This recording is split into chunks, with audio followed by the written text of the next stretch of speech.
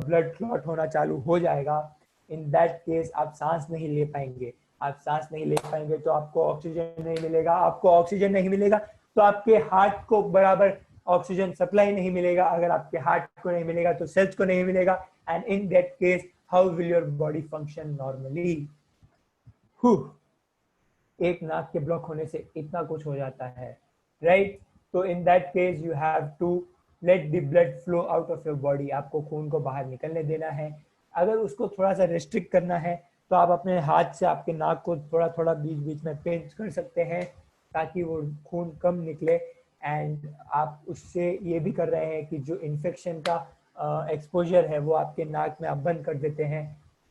इसी के साथ अगर आपके पास एक ड्राई क्लॉथ है या एक अच्छा सा बैंडेज है तो आप उसको बैंडेज को लें और आपके नाक के ऊपर रख दें ताकि उससे भी आपका ब्लड फ्लो कम हो सकता है, ब्लीडिंग कंट्रोल में आ सकता है। And in any of the cases of bleeding make sure that you call N ambulance. आप एक एम्बुलेंस को या फिर आप एक फर्स्ट एड को इन्फॉर्म कर दें कि हमारे यहाँ पे ऐसे हो रहा है, हम एज एन MFR आपको कॉल कर रहे हैं, प्लीज़ जल्दी से जल्दी आप आइए और हमारे यहाँ पे हेल्प कर दीजिए। इसी के साथ आपको अगर कोई भी डाउट्स हो रहा है, if you have any of your doubts, तो हम वो सभी डाउट्स को क्लियर करेंगे। हमारा मेन मोटो यही होता है कि हम आपको एक MFR एक मेडिकल फर्स्ट रिस्पॉन्डर का ट्रेनिंग दें और इसी के साथ आपको आपके डाउट्स भी क्लियर करके जाएं। तो आपके कोई भी डाउट्स हो तो आप नॉर्मल SMS या फिर व्हाट्सएप नीचे दिए गए नंबर पे कर सकते हैं, दैट इज 9885068956। तो हम आपके सभी डाउट्स को क्लियर करेंगे। आप इतने सारे पार्टिसिपेंट्स हो, हर किसी को अनम्यूट करके पूछना थोड़ा हमारे लिए भी इम्पॉसिबल जैसा है because of the time constraint. तो आप उस नंबर पे SMS या व्हाट्सएप कर सकते हैं any of your doubts and that will be cleared at the end of this session. इसी के साथ हमारा अगला है कि what do you do in case of a foreign body obstacle object is stuck inside the wound? अगर आपके body में कोई पेन घुस गया है, हम कॉलेज स्टूडेंट्स हैं भाई, गुस्सा सभी को आता है, मुक्का मुक्की में पेन उठाया और या फिर हम दौड़ रहे हैं, खेल रहे हैं, कोई बेंच की कोई टेबल की आनी नेल आपके हाथ में घुस गया है, scissors, blades, in that case what to do?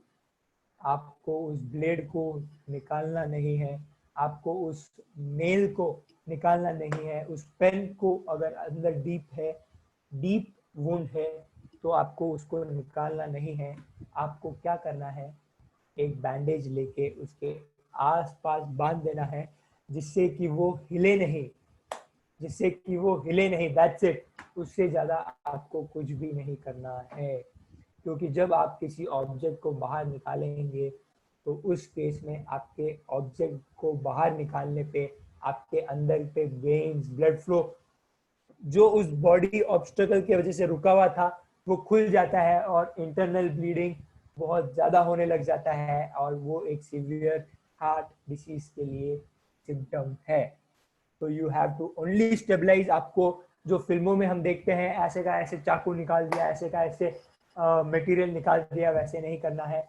Be a real life hero, REAL, real life hero and not reel life hero. तो आप सभी को आई होप कि समझ में आ गया हो क्या करना है। हमारा नेक्स्ट है जो कि internal bleeding, symptoms of internal bleeding. Internal bleeding क्या है? जब आपके अंदर खून बहना चालू हो जाता है और आपका आउटर बॉडी में कोई भी वेन, कोई भी ऑब्स्टेकल नहीं हो, कोई भी ओपन वुंड नहीं हो, खाली अंदर ही आपका खून निकल रहा है, in that case what you have to do, आपको उस केस में पहले तो आपको पहचानना है कि इंटरनल ब्लीडिंग हो रहा है। तो सिम्टम्स क्या है? सिम्टम्स है वॉमिटिंग होना, आपके हाथ का बैलेंस, आपके हाथ का वर्क करना थोड़ा सा हिंडर होना, आप बराबर काम नहीं कर पाते हैं, आपको सांस लेने में तकलीफ हो रहा है, विजन ब्लर हो रहा है, और जहाँ पे आपको इंटरनल ब्लीड हो रहा है वहाँ पे आपका कलर वायलेट ब्लूइश होना चालू हो जाता है। That is a case of symptom bleeding and as an MFR medical first responder आप उसको काट के आप उसका सर्जरी नहीं कर पाओगे, आप खाली फर्स्ट एड कर पाओगे। तो आपके फर्स्ट एड में क्या आता है? सबसे पहले आप फटाफट आसपास से कहीं से एक बर्फ लेके आ जाइए, बर्फ, ठंडा पानी, एकदम जमा हुआ पानी जो कि बर्फ हो गया, और आप उस बॉडी पार्ट के ऊपर रख सकते हैं। सेकेंड थिंग, आप उसको शांत कीजिए, पेशेंट को शांत कीजिए कि chill, it's only an internal bleed bro, हमने एम्बुलेंस को बुला दिया है, I have called the ambulance, it's on the way, and in the meantime you have to call the ambulance also. MFR का फर्स्ट टूल होता है scene secure. आपके आसपास में अगर कुछ भी हार्मफुल ऑब्जेक्ट है पेशेंट के, तो उसको हटा देना है या फिर पेशेंट को एक सेफ लोकेशन पे लेके आ जाना है। एंड सेकेंड थिंग, पैसिफाई, उसको शांत कीजिए कि कुछ नहीं, आराम से रहे, ताकि जब वो शांत होगा तो उसका हाइपर टेंशन कम होगा, उसका ब्लड फ्लो जो है, आपकी हार्ट बीट जो बढ़ जाती है वो रेगुलेट में होगा और आपका ब्लड फ्लो ज़्यादा नहीं होगा, जिससे इंटरनल ब्लीडिंग भी कंट्रोल में आ सकता है। So I hope we are very clear with the topic bleeding. इसी के साथ हमारा ब्लीडिंग का टॉपिक ख़त्म होता है। अब हम अगले टॉपिक पे चलते हैं। Usually we take questions in between, but क्योंकि हमारा टाइम बहुत ही कम बचा है हमारे पास, and we have got to cover a main topic, that is fracture. What is a fracture? A fracture is a rupture in your bone. आपका कोई भी बॉडी का एक फ्रैक्चर टूट जाए। हमारा चैट बॉक्स अभी खोलने वाला है, हमारा chat box is open for you all, I suppose. Yes. तो आप सभी अपने चैट बॉक्स में क्विकली टाइप करके भेजिए कि हमारे ह्यूमन बॉडी में कितने बोन्स होते हैं। How many bones does a human body contains?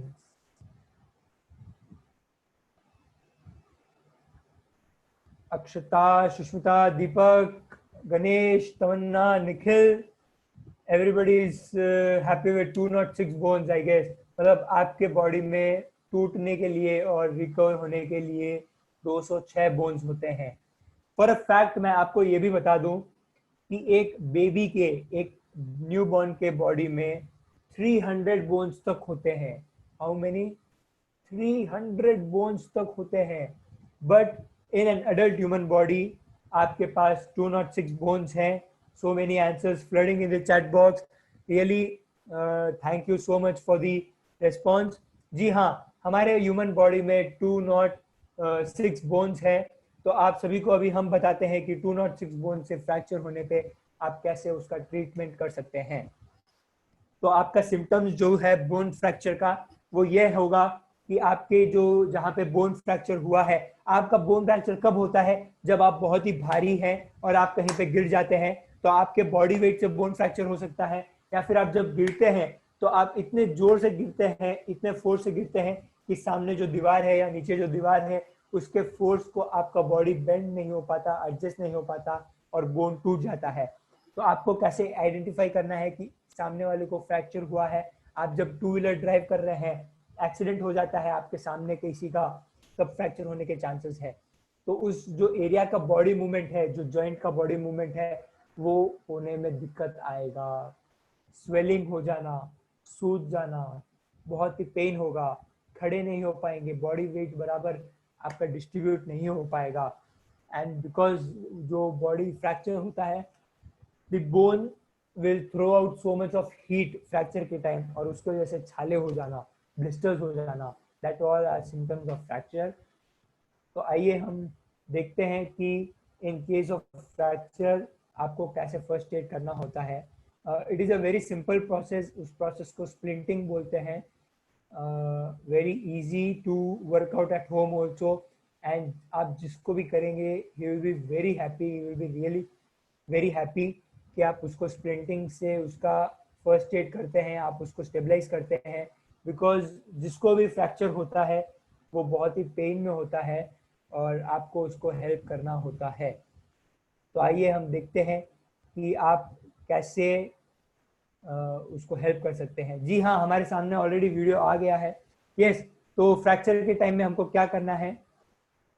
हमारे कैडेट्स, मैं चेन्नई से हिमांशु डूंगरवाल, जो पहले आपका सेशन ले रहे थे वो मुंबई से आपके बीच थे, और अभी हमारे जो कैडेट्स हैं वो कटक से हैं। तो हम ऑल ओवर इंडिया से आपके पास आ रहे हैं to teach you how to first aid. तो grab the utmost of the training. इसी के साथ हम जानते हैं कि फ्रैक्चर के टाइम पे हमको क्या करना है। हमारे कैडेट को, जो कि प्रोफेशन से चार्टर्ड अकाउंटेंट है, उनके हाथ पे फ्रैक्चर हो गया है। अब उनको बहुत ही पेन हो रहा है। हमारे MFR मेडिकल फर्स्ट रिस्पॉन्डर उसके पास आते हैं, उसको पूछते हैं कि भाई क्या हुआ है, फ्रैक्चर हुआ है क्या, लेट मी सी इट। उनको पता चल जाता है कि फ्रैक्चर हुआ है। अब वो उसका फर्स्ट एड करेंगे। How will he first aid, आइए हम देखते हैं। आपके आसपास में यूनिवर्सिटीज में कहीं पे भी एक मैगजीन होगा, एक न्यूज़पेपर होगा, इफ नॉट स्प्लिंट होगा। स्प्लिंट जो है वो एक लकड़ी का टुकड़ा होता है, एक कार्डबोर्ड का टुकड़ा होता है, जो कि आपके हाथ को स्टेबलाइज करने में काम आता है। यू टेक 2 स्प्लिंट्स, 2 कार्डबोर्ड के टुकड़े को लिया, आपने उसके हाथ पे जहाँ पे फ्रैक्चर हुआ है उधर रख दिया है। उनको यहाँ पे फ्रैक्चर हुआ है, अगर यहाँ पे होता तो आपको स्प्लिंट यहाँ पे जचाना होता है। उन दोनों स्प्लिंट्स को एक हैंडकरचिफ से बांध दिया। नॉट नेसेसरी कि वो एक हैंडकरचिफ ही हो, वो एक दुपट्टा भी हो सकता है, वो एक बैंडेज भी हो सकता है। अगर कुछ भी नहीं है, सेलो टेप तो होगा, यस, तो सेलो टेप से बांध दीजिए। इम्प्रोवाइज, जुगाड़ लगाइए, जुगाड़। हम इंडियंस हैं, हम जुगाड़ पे रह रहे हैं, करेक्ट। तो इसी के साथ आपने स्प्लिंट किया। स्प्लिंटिंग से अब आप देख सकते हैं कि जो उनका फ्रैक्चर्ड पार्ट था वो अब स्टेबलाइज हो गया है। अब जब वो अपना हाथ थोड़ा बहुत ऊपर नीचे ऐसे हिलाएंगे तो उनका बोन और हिलेगा नहीं, अंदर के टिश्यूज को और डैमेज नहीं करेगा। लेकिन अब भी वो अपना हाथ आगे पीछे हिला सकते हैं। उनको अपने हाथ को रोकने के लिए अपने बॉडी का प्रेशर देना पड़ रहा है। अगर वो अपना हाथ छोड़ेंगे तो वो नीचे गिर जाएगा और उससे दर्द होगा। उस वजह से आपको क्या करना है, एक बैंडेज लेना है, ट्रायंगुलर बैंडेज लेना है। अगर आपके पास ट्रायंगुलर बैंडेज घर पे नहीं है तो एक स्क्वायर बैंडेज लीजिए और एक साइड में नॉट बांध दीजिए। जब एक स्क्वायर के एक साइड में आपने नॉट बांध दिया तो आपके पास बचे 3 कॉर्नर्स, दैट इज ट्रायंगुलर के आपके पास 3 कॉर्नर्स बच गए। जो नॉट है उसको आपको उसके एल्बो पे, एल्बो जॉइंट जो है आपका, उसके ऊपर प्लेस कर दिया। और जो बाकी के 2 पॉइंट है ट्रायंगल के, उसको उसकी गर्दन के पीछे लेके जाके आपने बांध दिया है। तो आप देख सकते हैं कितना इजी है एक पेशेंट को उसके पेन से रिलीफ देना, उसको हेल्प करना, करेक्ट। लेकिन अब भी उनका हाथ खाली स्टेबलाइज हुआ है, लेकिन उनके बॉडी टू हैंड मूवमेंट तो अभी भी चालू है। जब आप उसको लेके जाएंगे कहीं पे अपने इंडियन रोड्स पे, in any two wheeler, car, took took, auto, share auto for that matter, उनको जर्क लगेगा। जब जर्क लगेगा तो अपना हाथ हिलेगा, बॉडी टू हार्ट मूवमेंट होगा, और उस मूवमेंट से भी आपको पेन होता है। तो उसको कैसे स्टेबलाइज करें, वेरी क्विकली आप एक लंबा सा कपड़ा लेते हैं, उसके चेस्ट से, उसके शोल्डर से होते हुए आप उसको बांध देते हैं। आप जब उसके शोल्डर से, छाती से लेके उसके शोल्डर पे उसको बांध देते हैं तो वो अपने आप हाथ स्टेबलाइज हो गया है। अब आप चाहे कितना भी उसको जर्क दे दे, उसका बॉडी हिलेगा लेकिन उसका हाथ आगे पीछे नहीं हिलेगा, correct. Good to go, yes. तो आप सभी ने देख लिया है कि स्प्लिंटिंग किस प्रकार से किया जाता है। And thank you so much Yogesh ji to come on time and save me by sharing the screen. Thank you so much. और हमने देख लिया है कि स्प्लिंटिंग किस प्रकार से होता है। आइए अब हम देखते हैं कि फ्रैक्चर के टाइम पे स्प्लिंटिंग तो हो गया है। सभी इतने अटेंटिवली देख रहे हैं हमारे सेशन को। वेरी ग्लैड टू सी कि हमने सभी पार्टिसिपेंट्स का अटेंशन अभी तक हमारे बीच रखा है। एंड ये इतने कॉमन टॉपिक्स हैं जो कि आप यहाँ वहाँ कहीं पे भी यूज कर सकते हैं। तो आइए हम आगे बढ़ते हैं लिफ्टिंग एंड कैरिंग टेक्निक्स पे।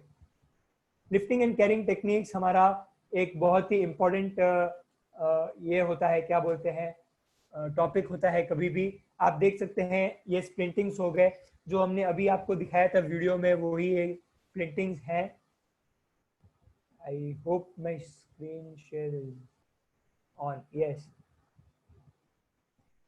Screen, okay. तो ये स्प्लिंटिंग्स हो गए।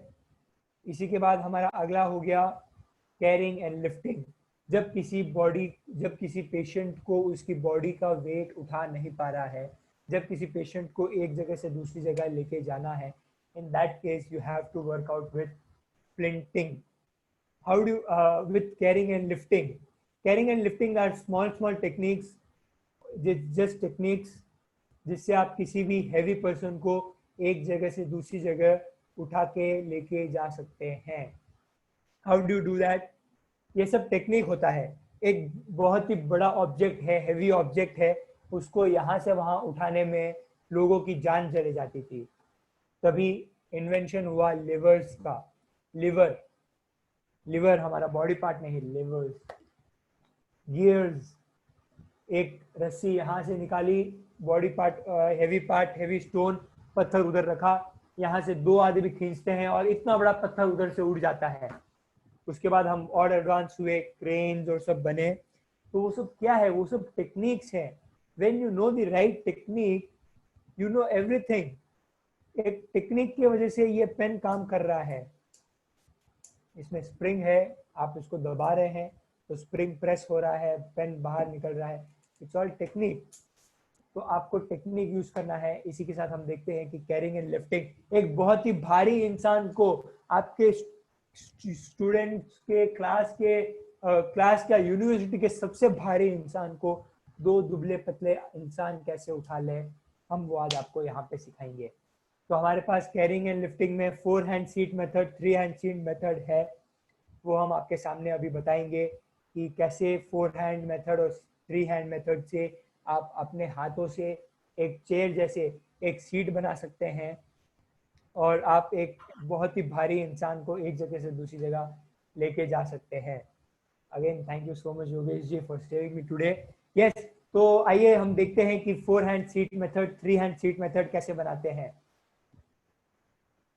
एक इंसान जो एक जगह से दूसरी जगह हिल नहीं पा रहा है, उठ नहीं पा रहा है, बट ही इज कॉन्शियस, उसको हम कैसे उठाएं? हम अपना मास्टर हैंड, हाय गाइस, तो हम अपना मास्टर हैंड उठाएंगे। मास्टर हैंड वो होता है जिससे आप डेली एक्टिविटीज करते हैं, लिखते हैं, खाते हैं। तो आप अपने अपने मास्टर हैंड्स को एक दूसरे की कलाई पकड़ लेते हैं। ये हो गया आपका 2 हैंड सीट मेथड। बहुत ही सिंपल है, देखने में बहुत ही सिंपल लग रहा है, बट आप मानेंगे नहीं, इसके ऊपर आप एक पर्सन को बिठा के एक जगह से दूसरी जगह लेके जा सकते हैं।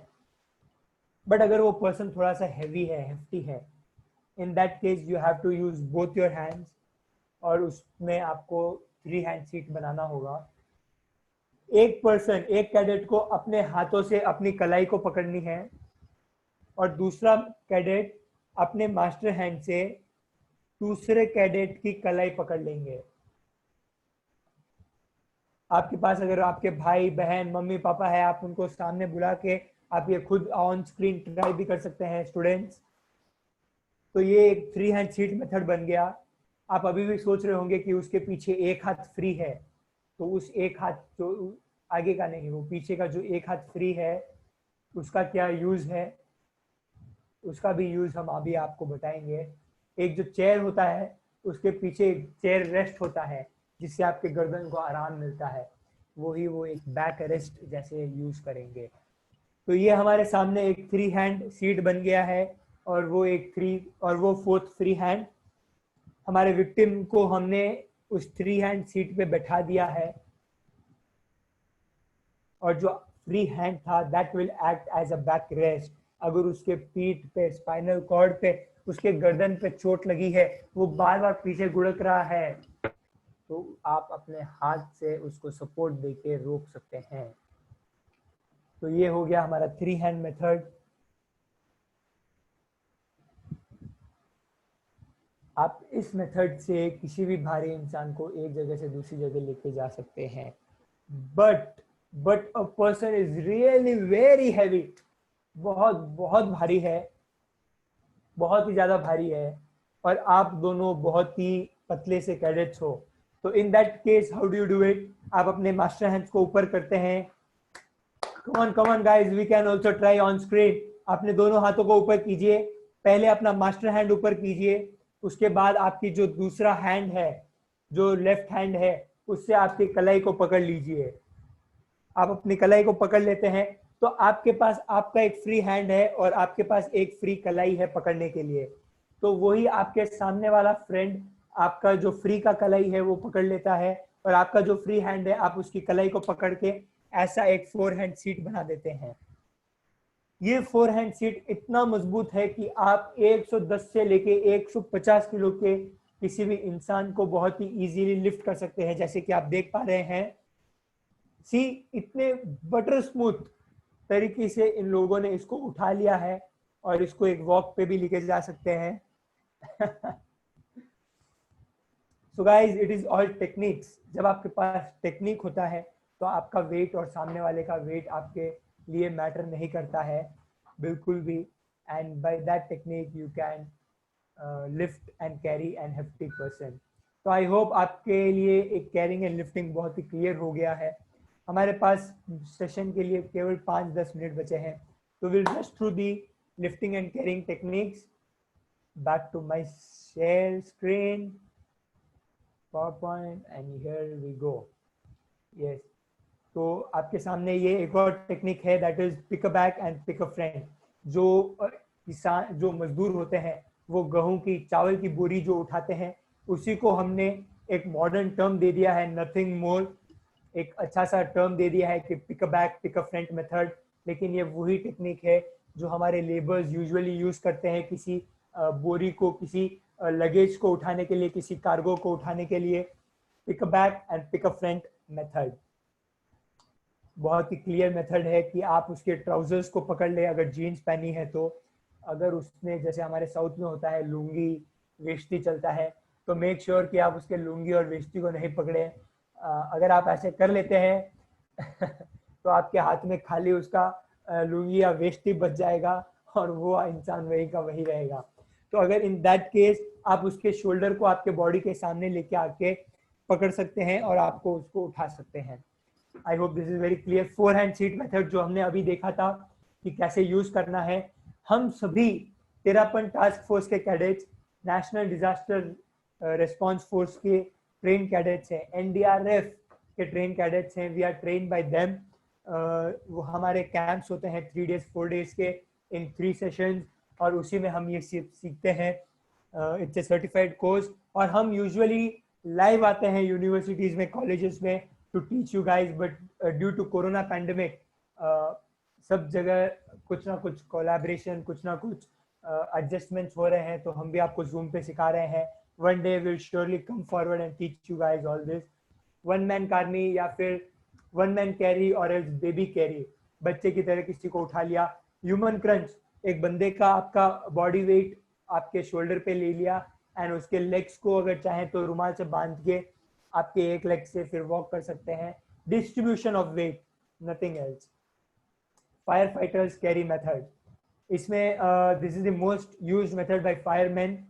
जब कहीं पे आग लग जाता है और कॉन्शियस विक्टिम जो है, जो पेशेंट है, वो अनकॉन्शियस हो जाता है, वो बेहोश हो जाता है, तब उसको ऐसे उठाते हैं। This technique will surely teach you when we are live in front of you. अब हमारा last topic for today is improvised stretchers, jugaad. Yes, हम इंडियंस है भाई, जुगाड़ के बिना तो हमारा कुछ चलता ही नहीं है।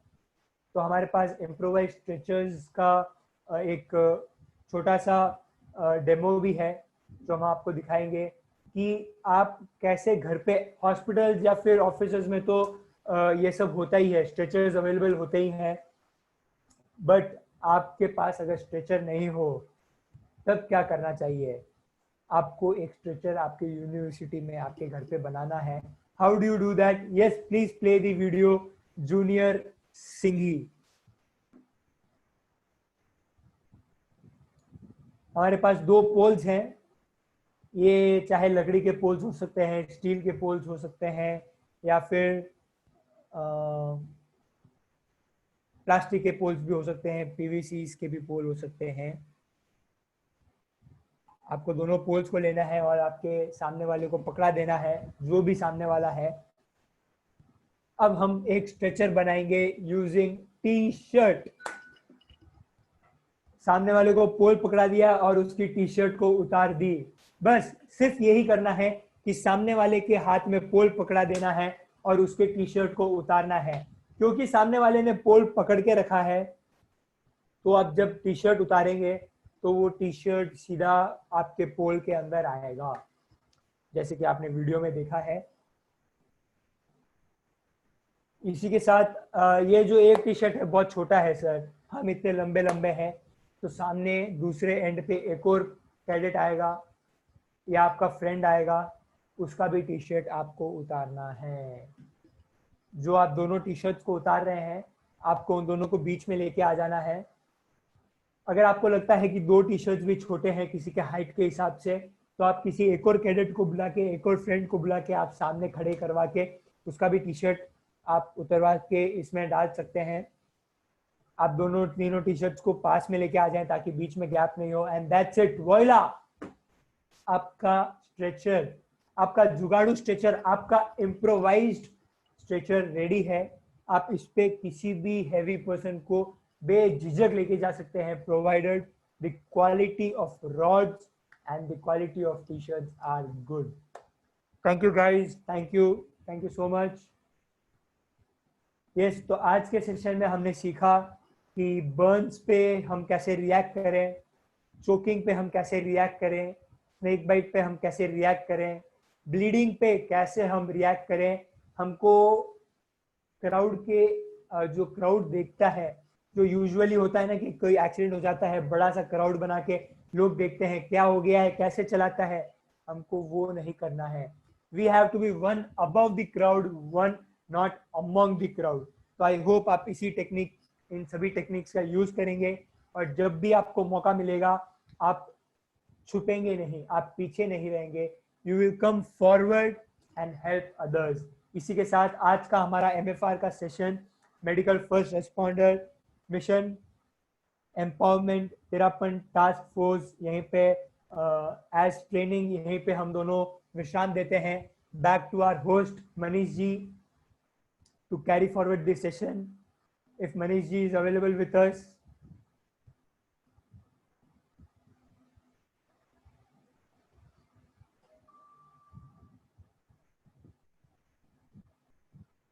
Yes, तो अगर योगेश जी हमारे बीच अवेलेबल हैं तो please carry forward the ceremony. और हमारे बीच में जो व्हाट्सएप में क्वेश्चंस आए हैं, दो क्वेश्चंस आए हैं कि स्नेक बाइट पे हमें क्या करना चाहिए in case of snake bite, जो कि आपको बता दिया है, and also will share the slides also with you again. In case of snake bite of a water snake, अगर कोई पानी का स्नेक हो, मतलब वाटर बोर्न स्नेक हो, तो क्या करना है। सभी स्नेक इधर पॉइजनस है और नॉन वेनमस है, तो आपको उसी हिसाब से ट्रीट करना है।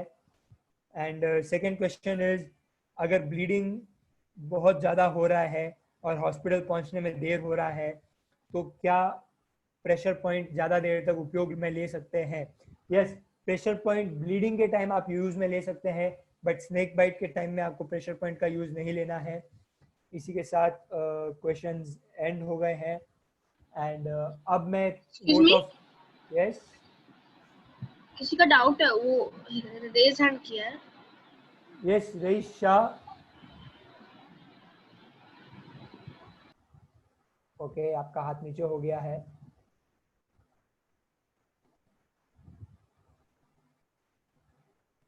Yes Manish ji, over to you.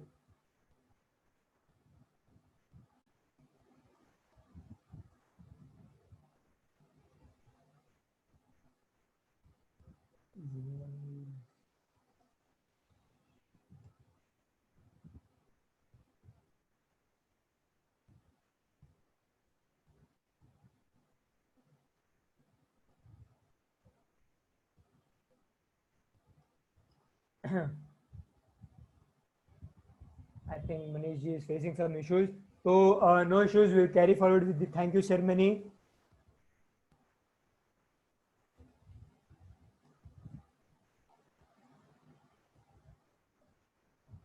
I would like to invite Harshal ji for the vote of thanks and thank you ceremony.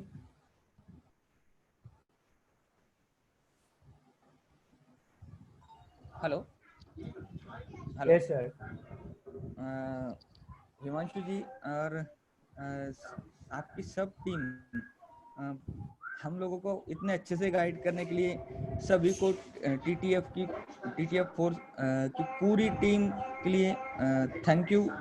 और सबसे बड़ी बात यानी आपके दोंडाईचे के अध्यक्ष श्री सौरभ मनोज जी को भी बहुत बहुत धन्यवाद, थैंक यू बोलना चाहूँगा हमारी सबकी तरफ से। बहुत अच्छा हुआ प्रोग्राम सर। कोविड के बाद मैं एक अपेक्षा करूंगा कि ये प्रोग्राम हम लोग कैंपस में ले, ऑफलाइन। ये मेरी एक रिक्वेस्ट रहेगी। ब्यूटीफुल। हाँ हाँ सर। तो thank you so much sir, आपका फीडबैक हमें भी बहुत अच्छा लगा। And I would like to thank you and your students for your patience, for your time. Sunday morning हम सबने आपको डिस्टर्ब किया, we are really sorry, but क्या करें, ये बहुत ही इंपॉर्टेंट चीज है। एंड इसी के साथ thank you so much, and of this session, and of the mission empowerment. And as आपके सर ने कहा है Harshal ji, we will also be excited. हम चेन्नई, डिब्रूगढ़, कटक, मुंबई सब जगह से इकट्ठा होके आपके कैंपस को जरूर देखना चाहेंगे। इसी के साथ please, thank you so much, thank you so much. Thank you sir, bye, thank you. Yes junior Yogesh ji, आप अपने मीटिंग को एंड